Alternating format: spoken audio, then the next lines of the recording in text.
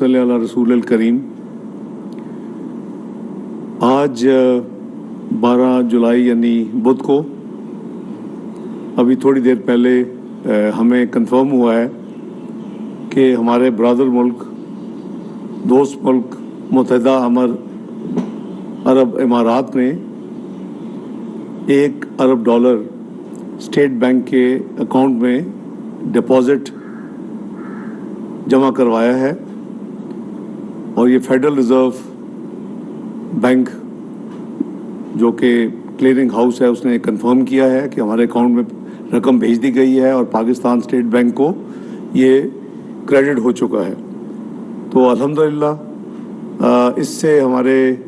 State bank کے جو foreign exchange reserves ہیں اس میں مزید $1 ارب سے بہتری آئے گی۔ کل $2 ارب سعودی عربیہ کے ڈپازٹ ہوئے تھے، آج یہ $1 ارب ڈپازٹ ہو رہا ہے، اور اس طرح اسٹیٹ بینک کے جو فارن ایکسچینج ریزروز ہیں 2 دن میں $3 ارب سے الحمدللہ اس میں اضافہ ہوا ہے۔ یہ جو ریزروز ہیں پورے ویک کے، چونکہ ہر ہفتے یعنی ہفتے کے آخر میں لاسٹ ورکنگ ڈے پہ اس کی نمبرز دیے جاتے ہیں، تو انشاءاللہ یہ نمبر جو ہیں یہ سارے کل سعودی عربیہ بھی اور آج یونائٹڈ عرب ایمریٹس کا بھی، یہ جو 14 جولائی کو پاکستان کے ریزروز کے فگرز جاری کیے جائیں گے ویکلی، ہفتہ وار، وہ اس میں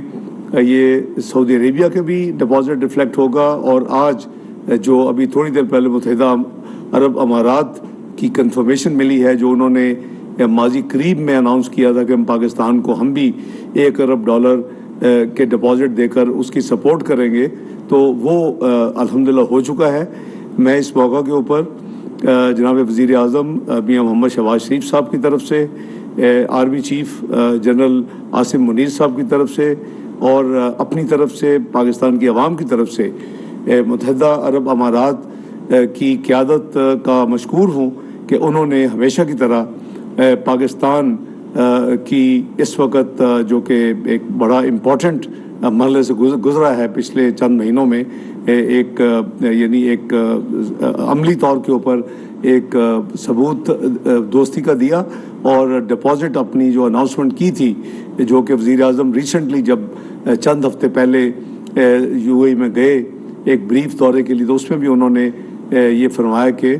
ہم بڑی جلدی یہ ڈپازٹ پاکستان کو دیں گے، اور اسی طرح کا میسیج انہوں نے چند روز پہلے